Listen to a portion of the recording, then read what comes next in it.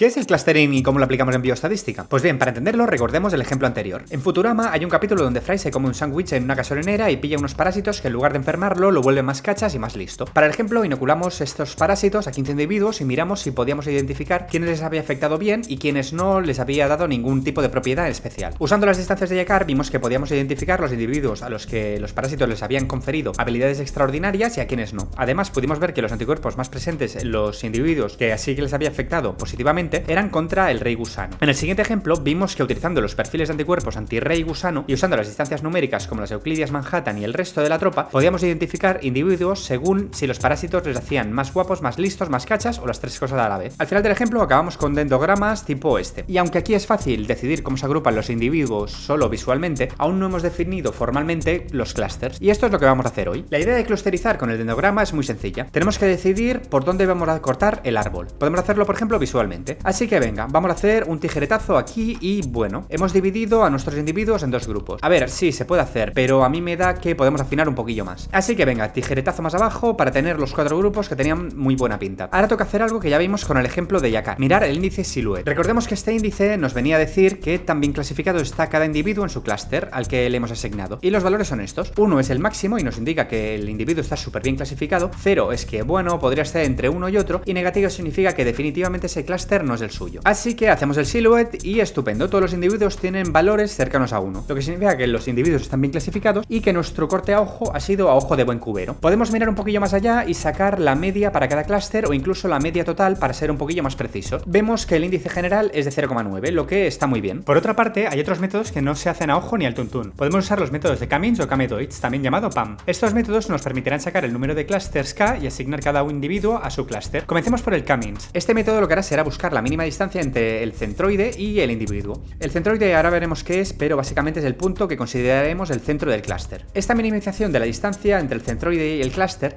se hará con esta fórmula que determinará la suma de cuadrados, intraclústers para cada clúster. Vamos a verlo un poquillo mejor. Imaginemos que tenemos estos dos puntos de grupos en el gráfico. Ahora vamos a decir que queremos dos clústers, o sea una K de igual a 2. Estos centroides se lanzarán en el espacio de forma aleatoria. Es decir, los centroides pueden comenzar cada uno en cualquier parte del espacio. Ahora lo que se hará será asignar cada individuo a su clúster en función de la mínima distancia a un centroide. Por ejemplo, para un mismo punto, si el centroide 1 está más cerca que el centroide 2, entonces ese punto formará parte del grupo de centroide 1. Ahora el siguiente paso será mirar la suma de cuadrados con la fórmula de antes y recalcular la posición del centroide para centrarlo todavía más a los puntos de su grupo. Vale, movemos los centroides a esa nueva posición y de nuevo a asignar cada individuo a su centroide según su cercanía. Al cabo de varias iteraciones, cada centroide estará bien colocado en el centro de su grupo. Así que Cummings clasificará a los individuos según el centroide. Pasamos a ver qué pasa con el Camedoid. La idea es prácticamente la misma que el Cummings, pero en este caso no tendremos centroides, sino que cada centroide será un individuo que sí que existe. Por ejemplo, si decidimos que la K es de 2, es decir, que esperamos dos grupos, los medoides iniciales se asignarán aleatoriamente. Y a partir de allí haremos algo similar al Cummings. En lugar de calcular la suma de cuadrados, calcularemos las distancias entre medoide y el resto de puntos de su clúster. Luego igual, reasignar el medoide que esté más cerca del nuevo centro de los datos hasta que sea óptimo. Y así que al final lo mismo, tendremos dos grupos, pero esta vez basados en un centro que es un individuo real. Pero hay algo que todavía nos queda por decidir. Queremos saber cuántos grupos hay, y lo que hemos visto hasta ahora es cómo clasificar los grupos ya sabiendo el número de clústeres. Pues bien, para decidir la K usaremos el codo, o más bien el método del codo o elbow. Este método se basa en elegir varias Ks, por ejemplo de 1 a 5, y calcular al final del algoritmo cuál es el valor de la suma de cuadrados. Cuanta más pequeña sea esta suma de cuadrados, mejor clasificados estarán esos grupos. Y para calcular esta suma de cuadrados usaremos el método de Cummings. Por ejemplo, en este caso, si nuestra K es 1, es decir que a pesar de ver claramente que hay dos grupos, decidimos que en realidad solamente hay uno, cuando busque el centro habrán un montón de puntos alejados del centroide. Así que vemos que la suma de cuadrados final será muy alto, de 4 por 10 a la 5. Así que hacemos lo mismo para todas las Ks que hemos elegido y sacamos este gráfico. Vemos que a partir de K igual a 4 se estabiliza y ese es exactamente el punto del codo que nos interesa. Más allá de 4 podemos hacer más clústeres, pero no va a mejorar la agrupación. Por lo tanto, así como lo vimos con los endogramas, 4 es un número guay de clústeres. Así que ¿qué sacamos de todo esto? Pues que Cummings separa perfectamente los grupos y que los perfiles de concentración de anticuerpos separan muy bien los individuos según su efecto biológico. Y eso ha sido más o menos qué es la clusterización y cómo lo usamos en bioestadística.